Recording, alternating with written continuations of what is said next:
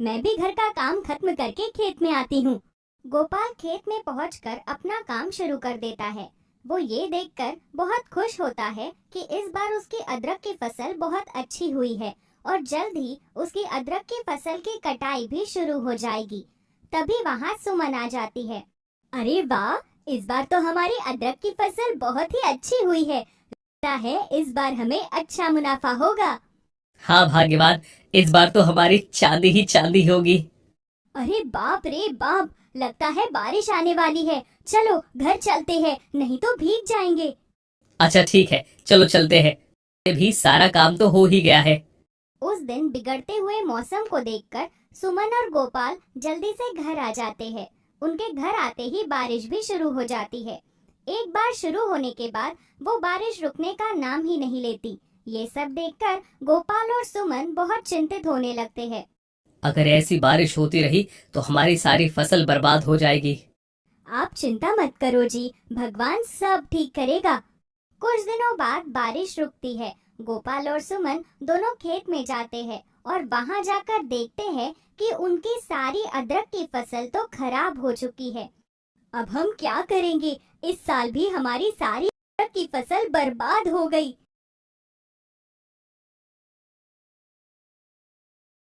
हे भगवान, ये तू हमारी कैसी परीक्षा ले रहा है? क्यों हमें ऐसे दिन देखने पड़ रहे हैं? अब भगवान को कुछ कहने से क्या फायदा जी, जो होना था वो तो हो गया।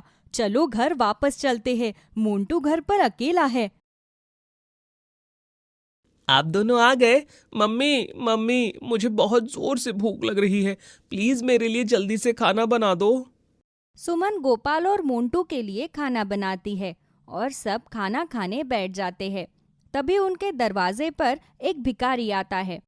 मुझे गरीब को भी कुछ खाने को दे दो, बहुत जोरों से भूख लगी है। 2 दिनों से कुछ नहीं खाया। बाबा, हमारे पास आपको देने के लिए ज्यादा कुछ तो नहीं है। ये रोटियां हैं, आप इन्हें खा लीजिए। तुम्हारा बहुत बहुत धन्यवाद बेटी, भगवान तुम्हारा भला करे। भिखारी के जाने के बाद सभी सो जाते हैं। फिर अगले दिन गोपाल खेत में जाता है। तभी वहां उसे एक चमकीला पौधा नजर आता है। वो उस चमकीले पौधे के पास जाकर देखता है तो उसे पौधे पर बहुत बड़ा सा अदरक दिखाई देता है। अरे गोपाल, तुम आ गए? अरे, ये आवाज कहाँ से आ रही है? यहाँ तो मेरे अलावा और कोई भी नहीं है।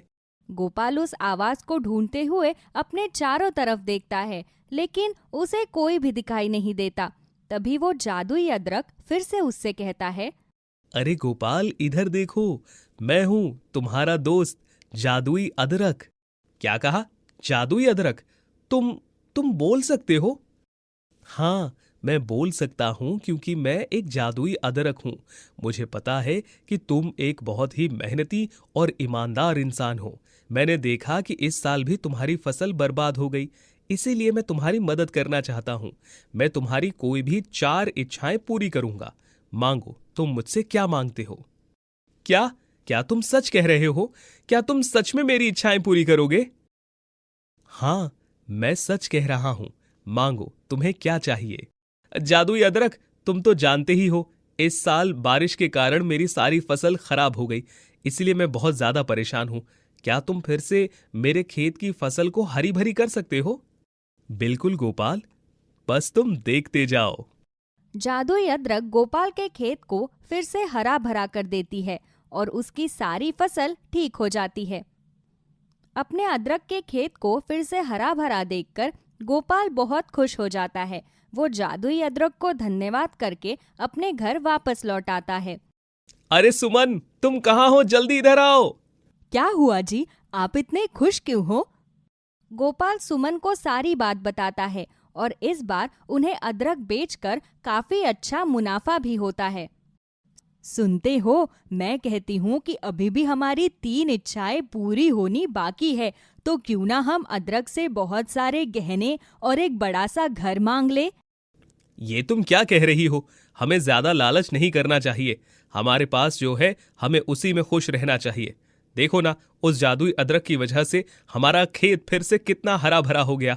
अरे, इसमें लालच कैसा? अभी भी हमारी 3 इच्छाएं बाकी है, तो हमें जादुई अदरक से कुछ अच्छा सा मांगना चाहिए ना। नहीं नहीं, हमारा खेत फिर से हरा भरा हो चुका है। हम फिर से मेहनत करेंगे और ईमानदारी से अदरक की फसल उगाएंगे। कैसे आदमी हो तुम? अमीर बनने का इतना अच्छा मौका है तुम्हारे पास, फिर भी अदरक बेचने के बारे में ही सोच रहे हो। मैंने तुमसे कहा ना, तुम अभी के अभी जाओ और उस जादुई अदरक से बहुत सारे सुंदर गहने और एक बड़ा सा घर मांग कर लाओ। गोपाल वहां से बहुत ही दुखी मन से चला जाता है और जादुई अदरक के पास जाकर कहता है, जादुई अदरक, क्या तुम मेरी बाकी की 3 इच्छाएं पूरी करोगे? हाँ हाँ गोपाल, कहो तुम्हें क्या चाहिए, लेकिन याद रहे मैं केवल तुम्हारी 3 इच्छाएं और पूरी कर सकता हूँ। इस तरह गोपाल जादुई अदरक से बहुत सारे सुंदर गहने और एक बड़ा सा घर मांग लेता है। और जब वो घर वापस जाता है तो देखता है कि उसके पुराने घर की जगह बहुत ही बड़ा और सुंदर घर है और उसकी बीवी बहुत सारे गहने लेकर बैठी होती है। अजी देखो, ये गहने कितने सुंदर है और हमारा घर तो देखो कितना बड़ा है। अब तो तुम खुश हो ना? हाँ हाँ, अब मैं बहुत खुश हूँ।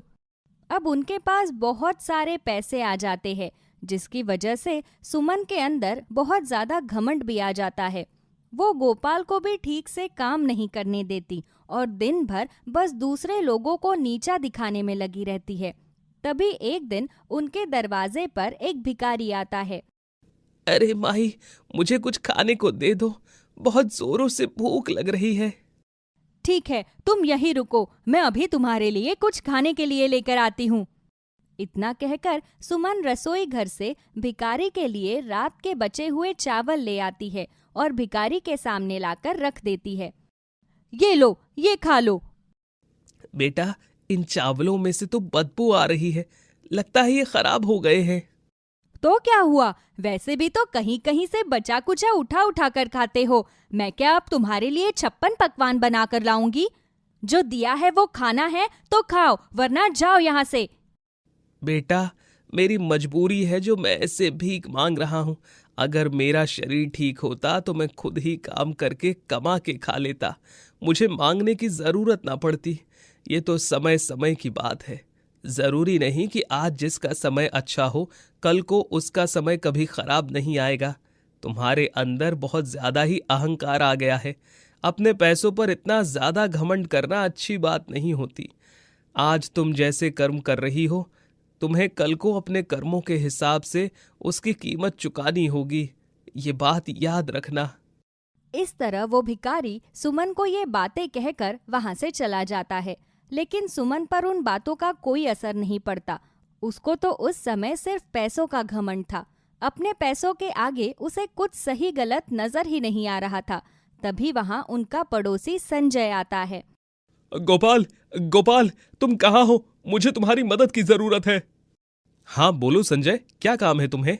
गोपाल, मेरे खेत की सारी फसल खराब हो गई, मुझे कुछ पैसों की जरूरत है, क्या तुम मेरी मदद कर सकते हो?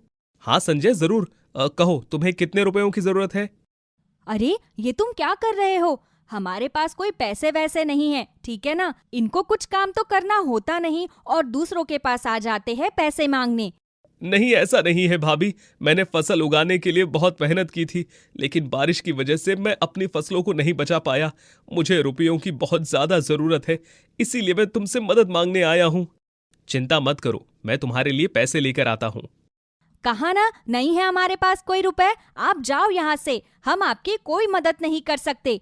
सुमन संजय के साथ बहुत ही बुरा बर्ताव करती है, लेकिन फिर भी संजय चुपचाप वहां से चला जाता है। धीरे धीरे सुमन का पैसों का घमंड उसके सर चढ़कर बोलने लगता है। सुमन, तुम ये सब ठीक नहीं कर रही हो, ये सब बहुत गलत है। जब भगवान ने हमें इस लायक बनाया है कि हम किसी और की मदद कर सके, तो हमें बिना संकोच किए जरूरतमंद लोगों की मदद करनी चाहिए।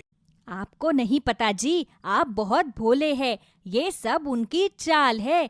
इनको बस ये पता नहीं चला कि हमारे पास कुछ पैसे हैं और ये बहाना बनाकर यहाँ पर पैसे मांगने आ जाते हैं। गोपाल के इतना समझाने के बाद भी सुमन कुछ नहीं समझती। तभी कुछ दिन बाद उनके घर में चोरी हो जाती है और उनका सारा पैसा चोरी हो जाता है। सुमन के गोपाल को ठीक से काम न करने देने के कारण उनके खेत की सारी फसल भी खराब हो जाती है और वो लोग फिर से बिल्कुल गरीब हो जाते हैं। तभी एक दिन मम्मी, मुझे बहुत तेज बुखार है, मेरे सिर में भी बहुत दर्द है। हे भगवान, अब हम क्या करें? हमारे पास तो दवाई खरीदने के भी पैसे नहीं हैं और मेरे बच्चे का बुखार तो उतरने का नाम ही नहीं ले रहा। मैं तुमसे कहता था ना सुमन कि तुम जो भी कर रही हो वो बहुत गलत कर रही हो। अब देखो, अब कोई भी हमारी मदद नहीं कर रहा क्योंकि तुमने पहले उनके साथ बहुत बुरा बर्ताव किया। अब हमें हमारे कर्मों की सजा मिल रही है। मुझे माफ कर दीजिए, मुझे मेरी गलती का एहसास हो चुका है जी। मैंने जो भी किया बहुत गलत किया। मैंने सबके साथ बहुत बुरा बर्ताव किया। मुझे ऐसा नहीं करना चाहिए था। इस तरह सुमन को अपनी गलती का एहसास होता है और वो रोकर अपनी गलती की माफी मांगने लगती है। तभी उन्हें उस जादुई अदरक का ख्याल आता है। वो दोनों साथ में अपने खेत में उस जादुई अदरक के पास जाते हैं। जादुई अदरक, हमारी मदद करो। अब तुम ही हमारी मदद कर सकते हो। हमें माफ कर दो, हमसे बहुत बड़ी गलती हो गई। मुझे ऐसा नहीं करना चाहिए था। मैं आगे से फिर कभी भी ऐसा नहीं करूंगी। हाँ, हमें माफ कर दो तुम। प्लीज हमारी मदद करो। हमारे बेटे की तबीयत बहुत ज्यादा खराब है। गोपाल, मैंने तुम्हें इच्छाएं मांगने से पहले कहा था ना कि तुम बहुत ही मेहनती व ईमानदार इंसान हो और मैं एक ईमानदार व्यक्ति की ही मदद करता हूं। लेकिन तुम लोगों ने दूसरों के साथ कितना गलत व्यवहार किया। तुमने ना ही दूसरों की मदद की और ना ही किसी के साथ अच्छा बर्ताव किया। इसी वजह से मेरा जादू तुम्हारे साथ नहीं रहा, जिस कारण तुमसे सब छिन गया। इस तरह सुमन को अपनी गलती का एहसास हो जाता है और वो जादुई अदरक से अपनी गलती की माफी मांगती है। उसके बाद जादुई अदरक उन्हें माफ कर देता है और उनके बेटे की तबीयत को भी बिल्कुल ठीक कर देता है। साथ ही उनका खेत फिर से हरा भरा हो जाता है, जिसके बाद वो दोनों फिर से मेहनत और ईमानदारी से अपना जीवन व्यतीत करने लगते हैं। जमींदार जी, मेरे पति बहुत बीमार है। आप मेरे घर के कागज अपने पास रख लीजिए, लेकिन मुझे पैसे दे दीजिए। डॉक्टर ने कहा है कि इस समय उनका ऑपरेशन करवाना बहुत ही जरूरी है। अच्छा ठीक है, मैं तुम्हें पैसे दे दूंगा, लेकिन अगर 1 साल के अंदर तुमने मेरे पैसे नहीं चुकाए तो मैं तुम्हारा घर अपने नाम करवा लूंगा। तुम्हें इन कागजात पर पहले अपना अंगूठा लगाना होगा, उसके बाद ही मैं तुम्हें पैसे दूंगा। ठीक है जमींदार जी, इस समय मेरे पति की जिंदगी से ज्यादा मेरे लिए और कुछ भी नहीं है। बताइए, मुझे कहाँ अंगूठा लगाना है? तुम इस कोरे कागज पर अपने दस्तखत कर दो। अगर 1 साल के अंदर पैसे चुका दिए तो इस कागज को फाड़ कर फेंक दूंगा, और अगर नहीं चुका पाई तो तुम्हारे घर को अपने नाम कर लूंगा। जमींदार उस कोरे कागज पर पूनम का अंगूठा लगवाकर उसे पैसे दे देता है। पूनम तुरंत ही उन पैसों को लेकर अस्पताल पहुंच जाती है।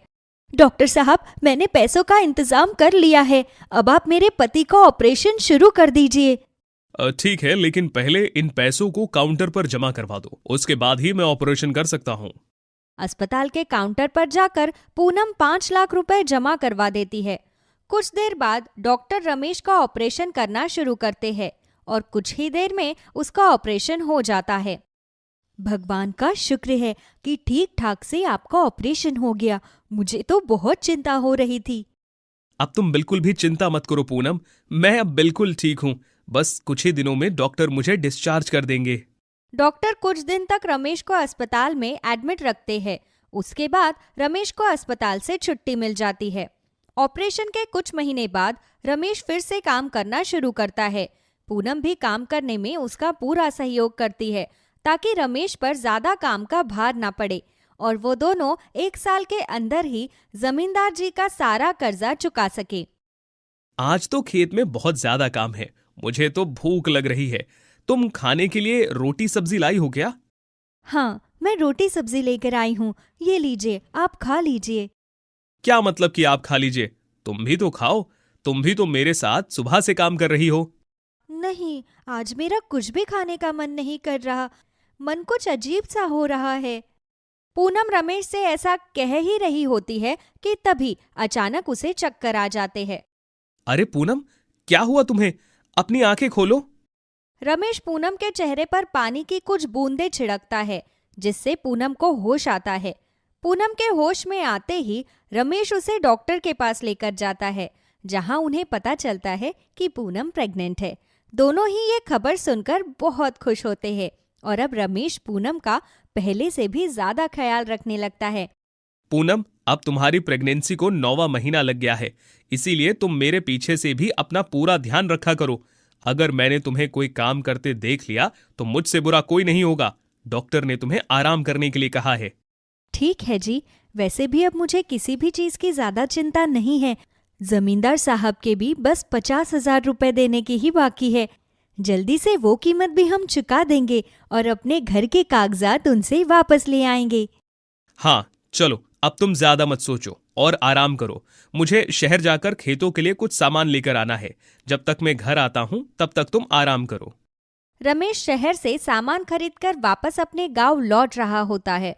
तभी एक तेज स्पीड से आ रही कार से रमेश की टक्कर हो जाती है और वहीं मौके पर ही रमेश अपना दम तोड़ देता है। जब इस बात का पता पूनम को चलता है तो उसका तो मानो संसार ही उजड़ जाता है। हे भगवान, ये कैसा अन्याय किया आपने मेरे साथ। अभी तक तो मेरा बच्चा भी इस दुनिया में नहीं आया था। आपने तो इस बेचारे बच्चे के पैदा होने से पहले ही इसके पिता का साया इसके सर से छीन लिया। ये कहते हुए पूनम जोर जोर से रोने लगती है कि तभी अचानक उसके पेट में बहुत तेज दर्द होने लगता है। दर्द के मारे वो जोर जोर से करहाने लगती है। तभी उनके पड़ोस में रहने वाली कुछ औरतें उसे अस्पताल लेकर जाती है, जहां पूनम एक बेटे को जन्म देती है। वो अपने बच्चे को लेकर अपने घर आती है। तभी जमींदार अपने आदमियों के साथ उसके घर आ जाता है। घर का सारा सामान बाहर निकाल कर रख दो। आज से ये घर मेरे नाम हो गया। ये आप कैसी बातें कर रहे हैं जमींदार जी? मुझ पर थोड़ा सा रहम कीजिए। अभी कुछ दिन पहले ही मैंने अपने पति को खोया है। मेरा बच्चा अभी ही इस दुनिया में आया है। मुझे बस आपके 50,000 रुपए ही तो चुकाने हैं। आपके बाकी पैसे तो रमेश जी ने चुका ही दिए थे।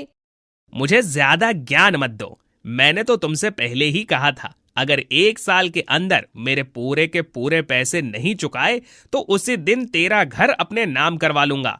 अब चाहे 50,000 रुपए बकाया हो या 60,000, मुझे इस बात से कोई मतलब नहीं। ये घर आज से मेरा हो गया। जमींदार पूनम के साथ बेईमानी करता है और सिर्फ 50,000 रुपए समय से ना चुका पाने के कारण वो उसे उसी के घर से निकाल देता है। बेचारी पूनम अपने कुछ दिन के बच्चे को लेकर रास्ते पर इधर उधर भटकती रहती है, लेकिन कोई भी उसकी मदद नहीं करता। इसलिए बेचारी पूनम परेशान होकर एक नदी के पास जाकर बैठ जाती है। हे भगवान, मेरी मदद करो। बेचारा मेरा बच्चा सुबह से भूखा है। भले ही मुझे खाने को कुछ न मिले, लेकिन मेरे बच्चे के लिए बस मुझे थोड़ा सा दूध मिल जाए।